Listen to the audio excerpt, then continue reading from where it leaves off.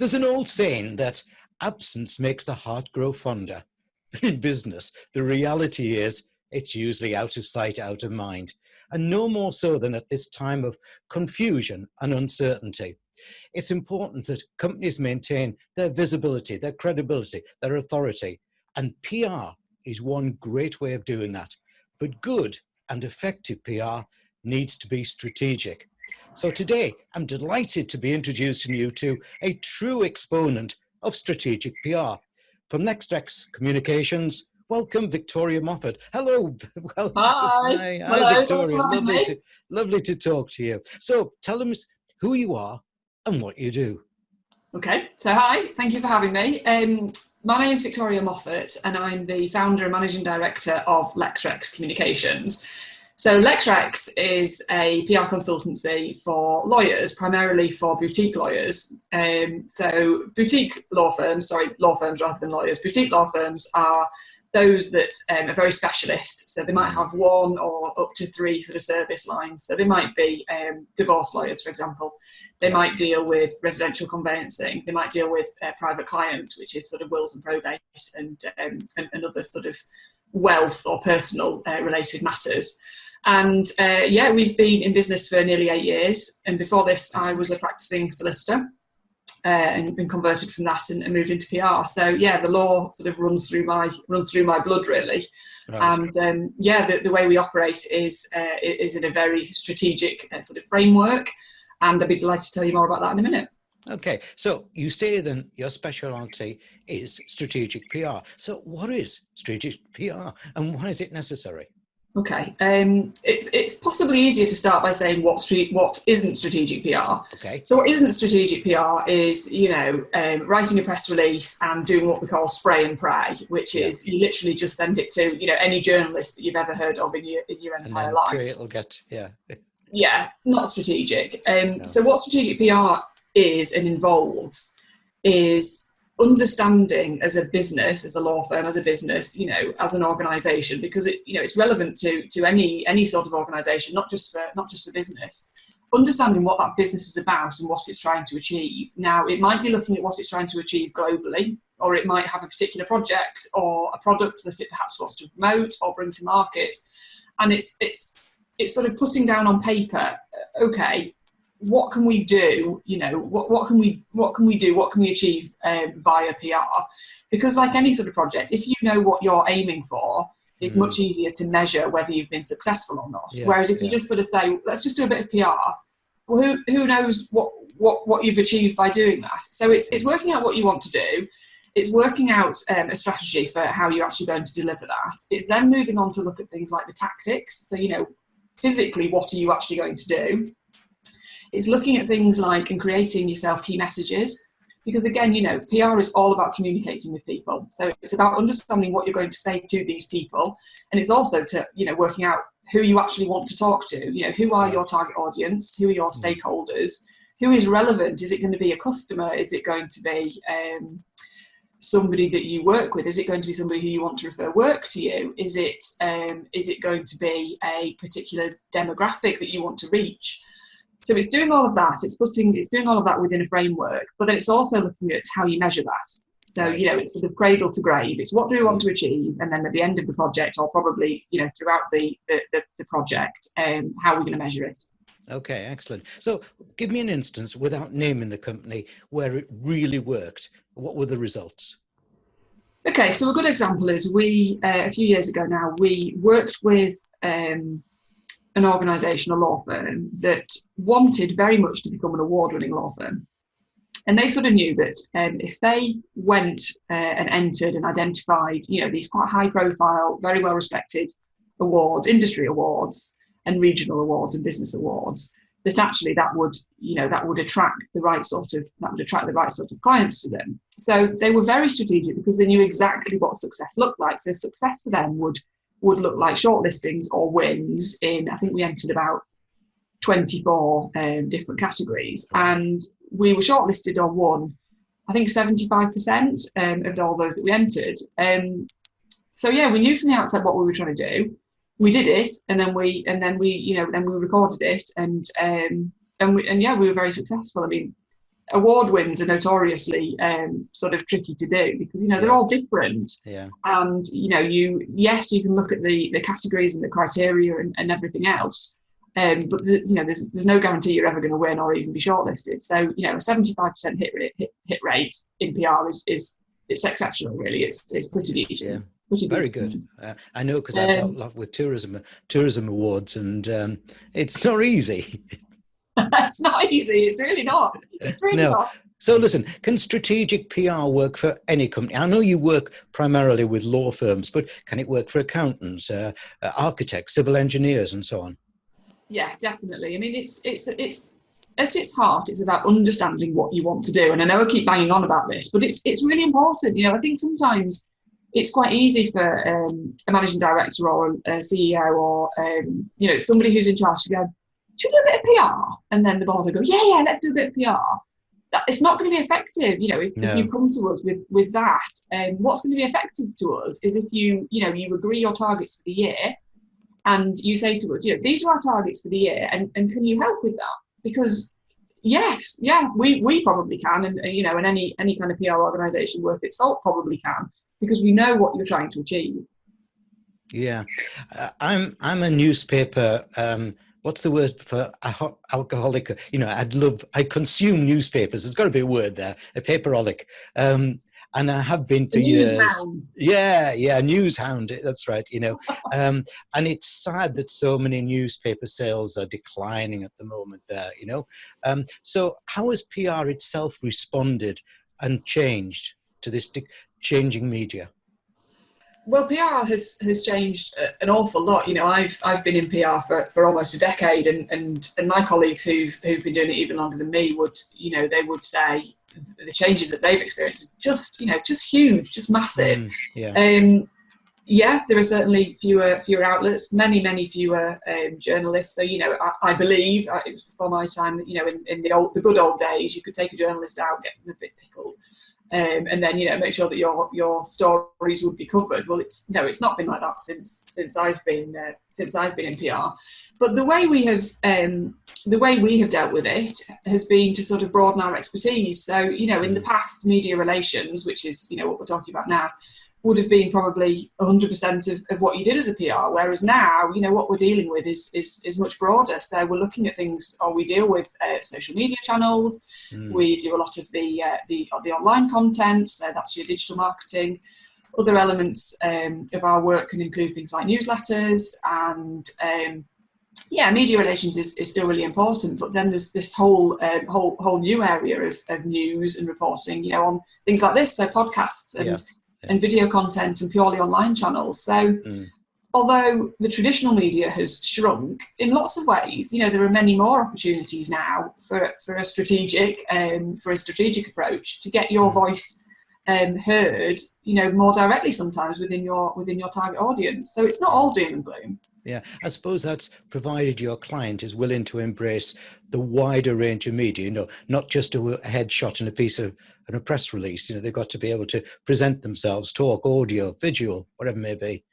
Yeah, completely. I mean, it was ever thus. If you were getting TV and radio coverage, you would have to be prepared and trained and ready for it.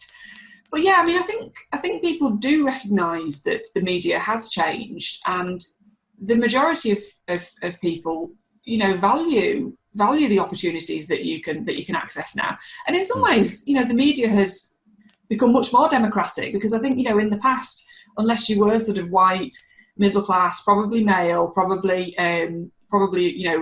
on the more experienced scale of things, that they would have been the people that the BBC would have gone to, for example. Yeah. Whereas now, the BBC particularly is very, very sensible in its approach to getting people onto its channels who aren't necessarily, that don't have the characteristics that I've just described. Yeah. And I wonder if that has partly come about because of the fact that we do have now so many different channels where people who wouldn't have been heard before can be heard much more easily, perhaps even via their own channels. So you have to be switched on and innovate and open to these new media, because otherwise you're just going to get left behind. And we found that with our podcast, whilst we don't have obviously the volume that BBC does, but we've got a particular reach. And Sir Keir Starmer, for example, gave us half an hour's exclusive filmed interview, and BBC had to wait outside until we'd finished, but he knew the target he was after, the market, and we got that for him, which I find it fascinating. So how can the effectiveness of PR be measured? Well, again, it comes down to knowing what you want to achieve, doesn't it? How can you turn around and say to me, you need to measure the effectiveness if I don't know what it is that you want to achieve? Correct. Yeah. So if you say to me, if you came to me and said I wanted to go on the BBC, well, I'd say, well, that's not really an objective, because why? What's the basis behind that? Everybody wants to be on the BBC. Not everybody can be. So yeah, it can be measured, but only if you know what you want to achieve. So, in terms of what you might want to measure, for media relations, it might be, for example, that you are targeting a particular audience that reads a particular trade publication. So it might be people management, for example, which is one of the HR publications.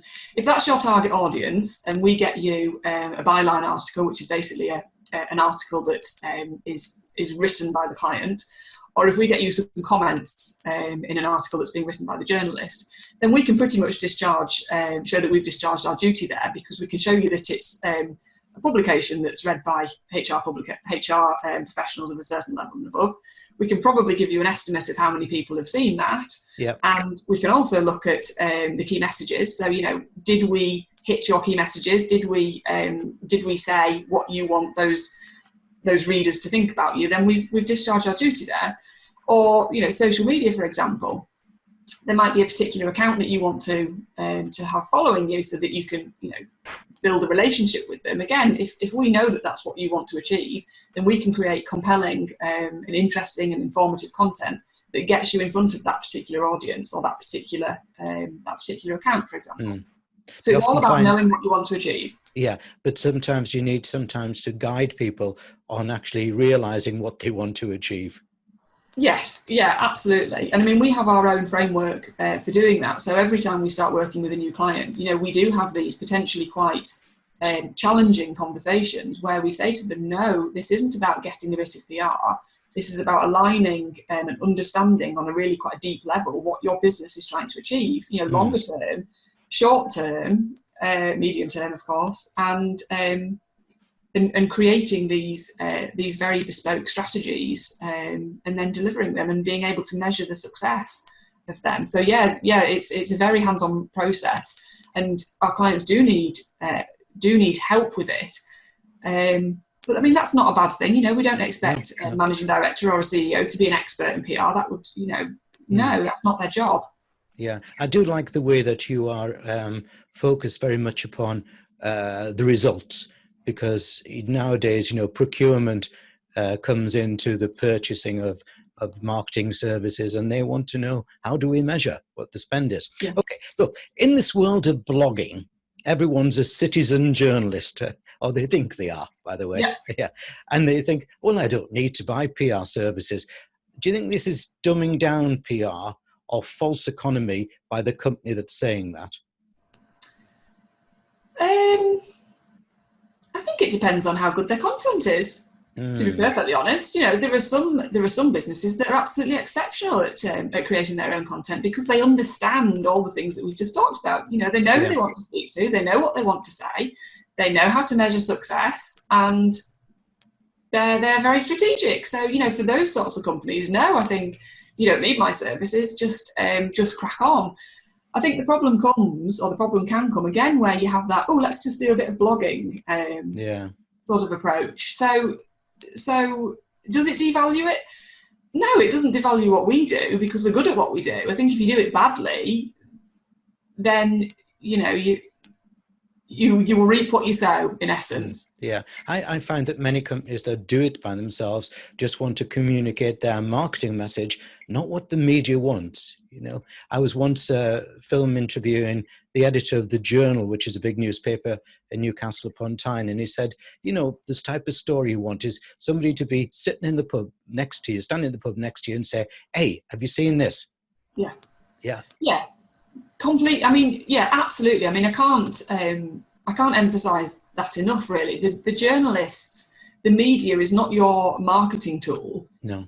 You know, they're not there to sell your goods for you. Absolutely not. You know, if you want to be in the media, you have to have an interesting story, a genuinely interesting story, or a genuinely interesting angle on the story. Yeah. So for our lawyers, for example, we tend to get the best results when we look at what a breaking news story is, and then we offer up our most appropriate commentators to talk about the legal, the legal elements of whatever the breaking news story is. And journalists want that because, you know, at the end of the day, we're offering them up an expert who's media trained, who can talk cleverly and sensibly about whatever has just changed in the law or whatever the current climate is, or the breaking news story and the legal element of that. And you're helping the journalist. Whereas if you ring up the BBC and say, I'm launching a new product or I've got a new website, they're going to give you very short shrift because it's not news. So we used to be called Spike It, doesn't it? Spike the story, you know. I don't know. I've not heard about that. On the old days when you were getting lots of press, I mean, you look at grey hair, I can go back. When lots of press releases were coming in and they weren't any good, you just put onto a spike. The sub-editor had a big spike. Or it's send it down to advertising, you know. I mean, that's the other thing, isn't it? Advertising, you know, if you are trying to get your advertising or your marketing messages through the media and you don't have the story, expect to pay because the journalists are not there to promote your story. Yeah, totally. So how do you approach a client who needs strategic PR? So what's your process? So I've touched on it briefly before, which is the mapping side of things. So it's where we have this quite challenging, quite in-depth workshop. You know, we usually sit with the leadership team for a good half a day, sometimes even longer, and we work through all of the things that we just discussed slightly earlier. So it's, you know, again, what's the business or the organisation trying to achieve, what is the business or organisation sort of doing in order to help it to get to what it's trying to achieve. Yeah. If I'm perfectly honest, sometimes those conversations can actually turn into, actually helping the business to actually map out what it might be trying to achieve. Right. Sometimes they might not actually have thought about it. Controlling the ego of lawyers as well. So it's trying to get to the bottom of that, and of course, what's quite interesting with law firms quite often is that it's a partnership structure. So of course, you won't necessarily have a managing director. I mean, you do now more commonly have a managing director who can make, you know, executive decisions. But traditionally speaking, you know, if it was a partnership, you might have 4 different people with 4 completely different ideas about how the law firm should be run and which direction it's actually going in, which of course is quite challenging for us. Yeah. So we just work out all the things that I talked about. So strategic direction, what they're trying to achieve, what the key messages are in terms of what we should be trying to get them to say in the media and across all of their other sort of marketing channels, who they're trying to focus on and what success looks like. Yeah, I like your very professional, shall we say, formulaic but template style approach, because that's what gets the best results in the end, isn't it? By deep diving. Yeah, I mean, it's funny because obviously as professionals in PR, one of our roles is to be creative, as you would expect. You know, we write a lot, we create a lot of content. We, as a profession, as an industry, we tend to be communicators. You know, because we have to be. That's our job, to communicate with people. But actually, I don't think there's anything wrong with having a framework around that. And actually, I think it's a very sensible thing, because if you are too creative, not that you can ever be too creative. What I mean is, if you're too creative without buffers, you can end up being either ineffectual or just too sort of far out there to actually achieve what the corporate goals actually are. So yes, I know it can sound quite rigid. It isn't really. It's just to hold yourself to account, really. You know, we need to hold ourselves to account and make sure that we're delivering the best value for our clients. Yeah, I know there's different types of PR companies and different types of reputations across the UK, but do clients expect too much from PR, either in instant results or perhaps they're not realizing that their story is not important to the media as they think? If I'm honest, I think if that situation happens to you as a PR agency, then, and I say this with the greatest respect, the issue might be with your own sort of internal processes when it comes to bringing clients on board. Yeah. You know, and you should really be having those conversations with those potential clients honestly and openly, and understanding, you know, is this a client whose story I can promote through the media if that's what they want to do? Because for some clients, it's just not possible to get them into the places that they want to go without, for example, an advertising spend, because their story either simply isn't compelling enough, or it's just not of interest. You know, there might be competition. It might just be so boring that the media just isn't interested in it, or it might be so specific that there's only a very small selection of trade press, for example, that would ever kind of cover their story. But as a PR agency, it's your job to be having that conversation at the very earliest opportunity and setting those expectations. Because if you're not, then frankly, you need to probably be having a word with yourself, because you're only going to end up disappointing that client. And we all know that a disappointed client, you know, is not bye. Yeah. Yeah. Well, not only bye, but think about your own reputation. Yes, you know, of course. as a PR agency. Yeah. What is it that a disappointed client tells 9 or 12 others? You know, in my case, 20. You know. Yeah. Completely. I mean, and it's completely fair enough as well. You know, we're all in business, aren't we? We have to do the absolute best we can. Should a company always have the top person fronting PR, or someone with the responsibility for a project, or a mix? It entirely depends on the situation. You know, if it's a nice, proactive opportunity with friendly media, then I think it's fine to have a selection. I don't really ever think you should be sending hugely junior people out to meet the press, because I don't think it sends a very good message to the press. Or to the people reading or viewing. So I think you always should send somebody pretty senior. Yeah. I think if it's a crisis scenario, I think if you are under the cosh, then it should be the most senior person in the business, ideally, or in the organisation who's going up and answering those questions. So I do think it depends on the situation, but you know, if it's a crisis scenario where something's gone wrong, it needs to be your top dog, absolutely, every time, and they need to be immaculately prepared, and they need to be ready. Yes, rehearsed correctly. You know. Yeah, and you know, ideally with a PR professional who will, you know, a good PR professional in that situation will preempt exactly what you're going to get told, what you will be asked. And they will preempt those awkward and leading questions that can really trip you up and get you ready for them.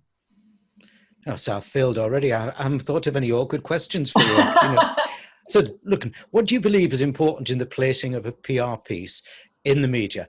Is it getting volume, which often seems to be what the client wants, or targeted exposure? Absolutely targeted exposure. I mean, pray and spray, or spray and pray, sorry, which I talked about before, is kind of dead to my mind. It's not an effective tactic. You know, it's usually for most people, for most organisations, a really nicely targeted piece in a key publication, read by your target audience with your key messages throughout. Well written, will absolutely trump anything that you will achieve with a naff press release sent to 1,000 journalists. Yeah, you know, that's just so fundamental. So, you know, we're in a strange time at the moment, aren't we, with coronavirus, and that's an uncertainty. We've got possibly the recession coming along. We've got Brexit. I've just finished my 100th podcast on Brexit. You know, that's how sad I am. So we've got a huge amount of activity going on there, which is sort of causing confusion, uncertainty, as I was saying beforehand there. So why is it important to have PR as part of your marketing mix at this moment in time? So PR is about communicating with people. You know, we are all humans, and humans like to communicate with each other.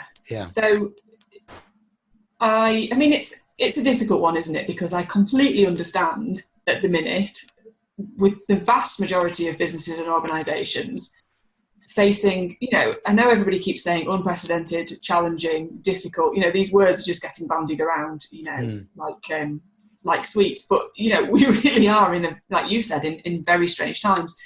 And I completely understand that organisations are having to cut their cloth to fit, and that sometimes, or often, marketing, PR, those functions are some of the first to go because they're not, they're a cost centre, or they're seen as a cost centre, aren't they? And I do understand that.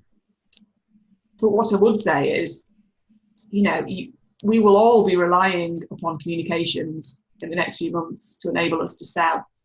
And if you are a profit-making, if you are a business, if you are a corporation, you need to sell, don't you? It's fundamental. Yeah. You need to sell, otherwise you will fold. The situation is obviously slightly different for other organisations, but even charities. Yes, charities aren't selling, but if nobody knows about you, you're not going to get any donations. Correct. It's still selling. It's still selling. It is selling. It is. It is still selling, and it's just in a different way. So. Yeah, I really think that communications and PR is such an important part of the marketing mix. And I know that, of course, I'm going to say this because I'm a PR. But I think even if it wasn't a PR, I would be saying, good PR, well done, practiced strategically, is a must-have. It's just one of those areas like HR, for example, where you just have to say, well, we need it, so let's make sure that we've got it. What I would say is, though, now could be a good time for an audit, to make sure that your communications team or your consultancy or your freelancer or whoever you use is delivering the best for the budget that you're allocating to it. And the new story that you may need to tell as well. That one of the interesting things that we found, by the way, is that doing the Meet the Leader interviews as we're doing all over the world, at this moment in time, Paris yesterday, Lithuania tomorrow, that sort of thing, we find that people say, yes, we need to get the visibility, because it's not just for customers, it's our influencers, our shareholders, our people, our suppliers. They all need a comforting message from us, and being on screen or on air can help in that. So are more peak companies equipping more of their people with media skills, or are still leaving it all to the legendary PR department? I'm not sure there is necessarily a legendary PR department anymore. I think we all expect, don't we, to see people who are running businesses and organisations. We expect them to be visible, and we expect them to be accountable, and we expect them to probably, be active on LinkedIn, to be active on Twitter, and depending on the nature of the business, to be active on Instagram, perhaps. So no, I think businesses certainly over the last 15 to 20 years, the leaders within those businesses have become more visible. And I think that's a good thing. I mean, you only have to look at, for example, Richard Branson to see how that can really work. It's only really recently that Richard Branson has started getting a bit of stick in the press. He's had about 30 years of wall-to-wall positive press coverage. And I do think that's because he understands the media. He understands how it works, and he's very good at it. So, as you said, to say creative as well. Absolutely creative. He's hard to ignore, isn't he? He is hard to ignore, and he's actually quite hard to dislike as well. And I do think that his ability to turn stories to his benefit is, in a large part, responsible for the huge success he's had. I mean, he's obviously a very successful and very prudent businessman as well, but his ability to talk to the media has absolutely done him no harm. Yeah, without a doubt. Look, like you, I've worked with a lot of law firms, accountants and so on across the years. And one thing that sort of annoyed me was that they would turn on marketing or PR when they needed a client and then turn it off afterwards. So what I'd like you to say, please, is what do leaders need to know about the need for consistent PR and not just at a time of crisis or good news? Yeah, I mean, I always talk about PR as being a bit like a marathon, which it is. You can get the best PR agency in the world to work with you, and with the best one in the world, you may not get coverage for 3 to 6 months. which is awful. And you probably think, God, she must be rubbish at PR if she can't get any coverage in that period. Not so. It takes a long time. It takes genuinely a long time to get your clients out there in front of the right people and get that consistent messaging. This person is an expert in X, Y, and Z. They've got so many years experience. They're available. They're available. They're available. They're available. Yeah. That's the key message you have to get out there to the journalists. And if you just turn it off and you stop speaking to not just journalists but influencers, your target audience. So if you just turn your blog off, or if you don't bother with Twitter anymore, or you just go, I can't be bothered to make a YouTube video this month, then people stop listening. It's that sort of thing, isn't it? If an organisation has a newsletter that's good, for example, your clients will look forward to receiving it and they will open it and read it. If you just suddenly turn it off, they won't necessarily miss it straight away. But when it comes to 3 or 6 months later, where they suddenly have a pressing legal need, or any particular need that your organisation or business supplies, and you haven't been in front of them, you haven't been popping up on their Twitter feed or going into their mailbox or being in the whatever the publication is that you read, then they're just not going to think of you. They're going to go elsewhere. Won't be top of head, will it? You have to be front of mind, particularly at the minute now. When we're so saturated with comments and adverts and there's just so much content out there that you really have to be in the game to compete. So you cannot just turn it on. It's not like advertising where you can just turn it on and perhaps get some quick wins. It's about consistency, and it's a long-term game. I think I totally agree with the consistency. So are companies starting to pre-plan their PR for what-if events? We should have known there was a coronavirus going to be around. We know there's going to be flooding. We know all these crises are coming along there. Or are they still doing it at last minute? I think it depends entirely on the organisation. I mean, the much bigger organisation, your United Utilities, those sorts of really, really big organisations, they'll have huge PR teams where they can, they can carry out this sort of scanning.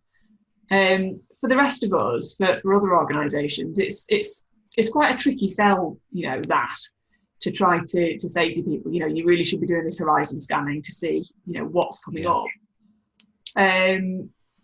They should be doing it. They absolutely should be doing it. Do all of them do it? No, probably not. And I think if you are under budgetary constraints, which most of us are, and you cannot afford literally to, spare the resource to spend a lot of time doing this horizon scanning, I think as a very bare minimum, you should at least, as part of your sort of crisis management and disaster recovery processes, at least have in mind the issues or the developments that could cause you issues, and at least try to have some sort of plan for how you might deal with them if they came along. And if I'm honest, the shock of coronavirus, I think will teach a lot of us lessons in terms of preparing for completely unprecedented and unplannable in some ways events like this.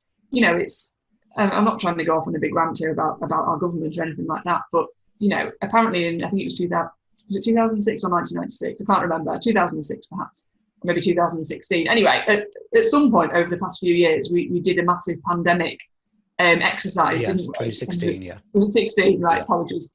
And at that time, I think we were the envy of Europe, weren't we, for how good we were at pandemic planning, which is absolutely fantastic. But of course, it falls down if you don't then follow up on the recommendations that sort of exercise has